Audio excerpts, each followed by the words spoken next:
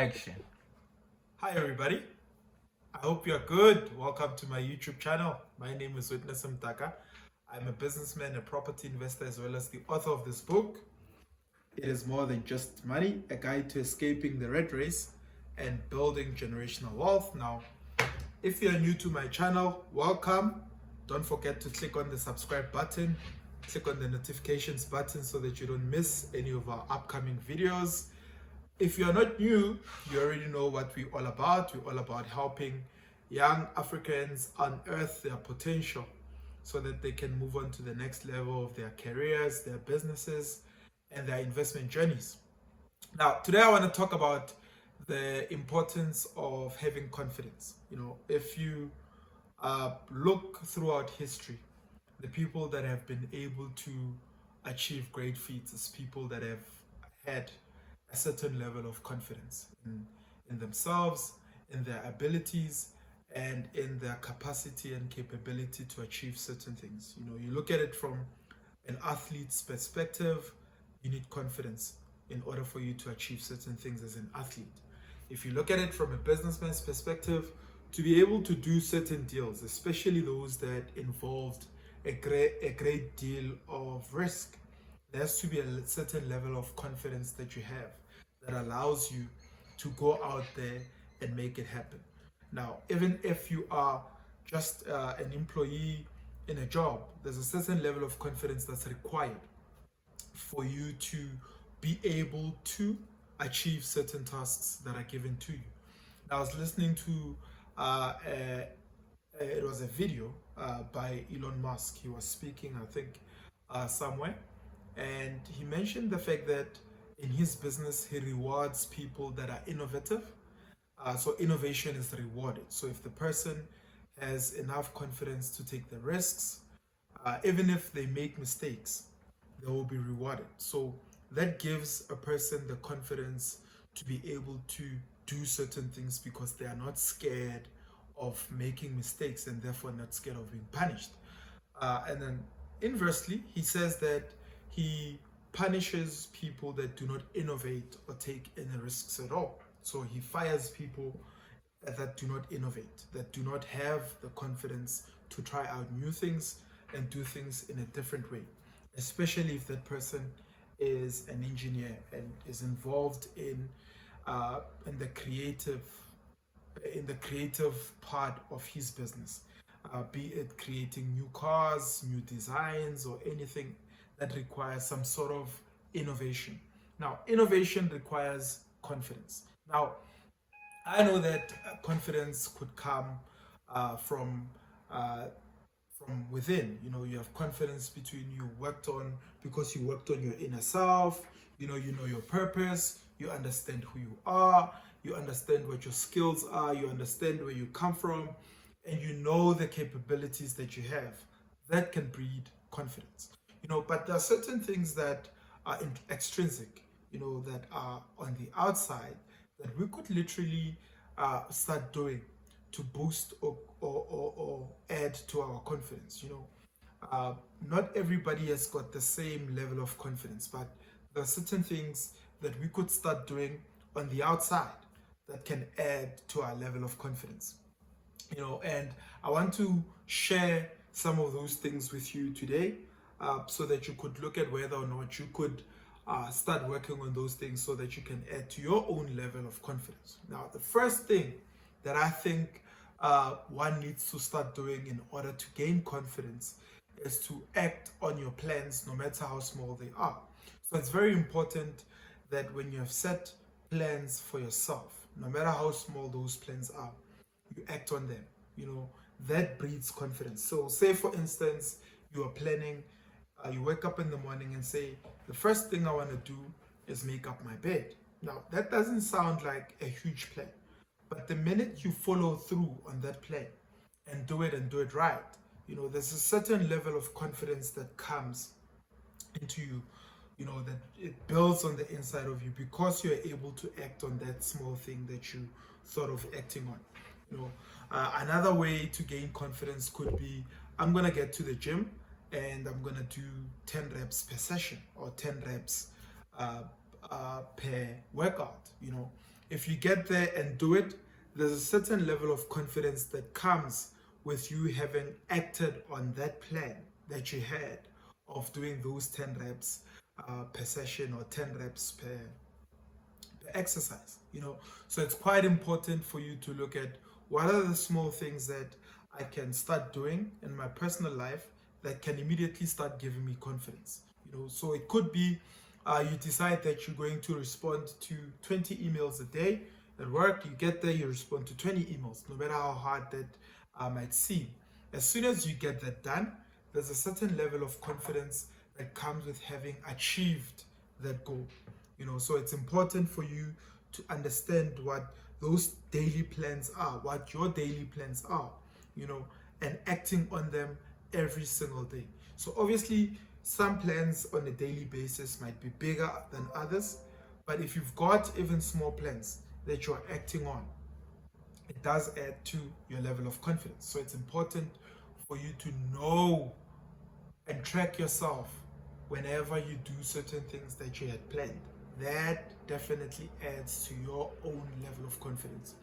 Spending time. Secondly, spending time with confident people. Cowardice is contagious. So if you are spending time with people that are fearful, people that are cowards, people that are not working on their goals, eventually that rubs off on you. You end up doing what they do. You end up being scared of the things that they are scared of, right?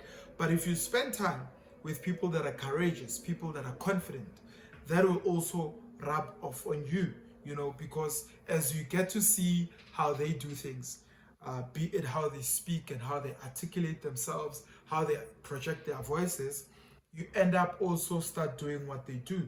There's a scripture in the Bible that says, bad company corrupts good character. So that simply means that you've spent time with people that are out of character, you end up doing what they do. But also, the inverse of that is true. If you spend time with people that have got good character, you end up picking up some of their habits, in terms of what their character is like, and you end up emulating how they do things. So that's the same with the confidence that you have. If you spend as much as your time as possible with people that are confident, that are working on their goals, that are working on themselves, that are constantly wanting to better themselves, you end up wanting to do the same thing. Number 3, knowing that confidence is not a competition. Now, what kills a lot of people is that they think that they always have to be the most confident person in the room. You don't necessarily have to compete with anyone. In fact, if you set out to compete with certain people that are working on themselves and are focused on who they are, you end up losing yourself in the process, because instead of doing what you are good at and focusing on things that actually build you up, you end up losing yourself trying to emulate and copy what other people are doing. Now, it might sound contradictory with the third point that I make, to say, with the second point saying you need to spend time with confident people and emulate how they do things. Now, that is different from competition. Now, competing can somehow take you out of your own lane, but if you know who you are, you focus on your lane and you focus on what you're good at, that breeds confidence. So basically, finding out what you are good at as a person, as an individual, and focusing on doing exactly that will help you breed confidence as you learn from other confident people around you. So you observe them as they do what they are good at and learn from them. And also, you focus on what you are good at. And who knows, maybe they might also learn something from you, and you guys end up learning certain things from each other, and you help move each other to the next level. Number 4, confidence comes from not neglecting to do the small things. Now, a lot of people think that for you to be able to achieve certain things, you need to do them big all the time. No, you don't necessarily have to do big things all the time. You sometimes have to focus your attention on small things as well, not neglecting them. Because if you neglect the small thing, like the small thing of literally making up your bed, you come back home to a bed that's not made up. That is so demotivating if you think about it. But if your bed is made up, even if you had a day that's so rough, when you get home, at least you get home to a bed that is made up, You can lie on it, look at the ceiling, start thinking about your ideas. Now that small thing of just making up your bed adds a lot of some sort of value to the way in which you end your day. So it's important for you never ever to neglect the small thing. Now, if you neglect the small thing of brushing your teeth, you're literally not gonna have confidence that day. Because you only be able to speak confidently when you know for a fact that you did not brush your teeth. So that's a small thing. If you neglect it, it is a way of affecting how you speak to certain people, how close you can get as you speak to them. So it's important for you never ever to neglect the small things. Small thing like putting on your roll, that's important. Putting on deodorant, that's important. That adds to your confidence. It sounds like a small thing, but it's something that is so small but powerful and has an effect in how you carry yourself and do certain things. So it's important for you not to neglect the small things. Now, excelling, number 5, excelling at a skill or a job produces confidence. Now, remember when I said it's important for you to find that one thing that you're gifted in and focus your attention on perfecting it. It's also quite important when it comes to your job as well. What are the things that you can look within your job and say, if I focus on that, I can be very confident. I will be able to do this one job. If you give me this job, I will do very well. What is it that you can do? What is the skill that you can say when you look at someone, you can say to them, if you give this job to me, I will be able to do it and do it very well. Now, if you find out what that is and you focus your attention on it and you get known within your job or your company or your industry to be good at that particular thing, that adds to your confidence and that allows you to have a certain level of authority when it comes to the specific thing. Now, the more authority you gain because of how good you are with that thing, the more confidence you have because you're good at a skill or a job or a business or an industry. It's important for you to lock in on your gift, lock in on the things that you're good at, lock in on the skills that you're good at, improve those skills and do them very well. That will add confidence to you.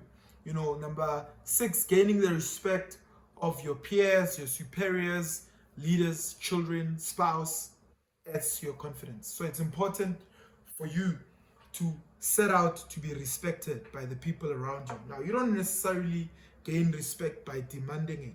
You gain respect by doing certain things exceptionally well. If you're a father, you want to be able to be present to your children and help them become the best of who they can be, right? And because of your presence in their lives and how they see how that has positively impacted them, they gain a certain level of respect for you.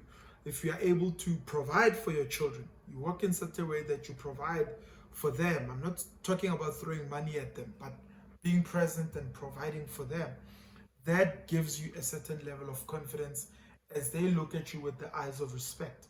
If you gain the respect of your spouse or your partner, that gives you confidence. If you know for a fact that they respect you, and they respect you because you didn't demand it, simply because of how you do certain things around them. If you are respected by your peers know you to be exceptional at certain work. Your peers can call upon you and say they need help on certain things, and you'll be the first person to go out there and assist them, and they pay you for it. You will have their respect, of course, and of course they're calling you because they respect you.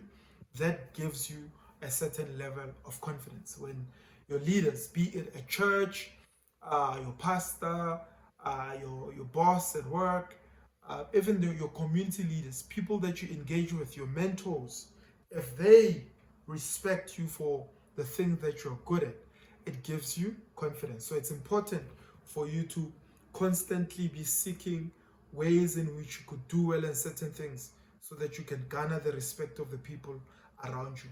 And those 6 points, my friends, are how you can work on your own level of confidence. You've got a certain level, a certain measure right now, but you can obviously and ultimately add to that level so that you can have more confidence. My name is Witness Mtaka. I'm a businessman, a property investor, as well as the author of It's More Than Just Money, a guide to escaping the rat race and building generational wealth. I'm based in Johannesburg, South Africa. Comment, let me know what your thoughts are. Click on the subscribe button, click on the notifications button, and don't forget to like and share the video so that more people can see it. Thank you, my friends. Chat to you soon. Ciao, ciao.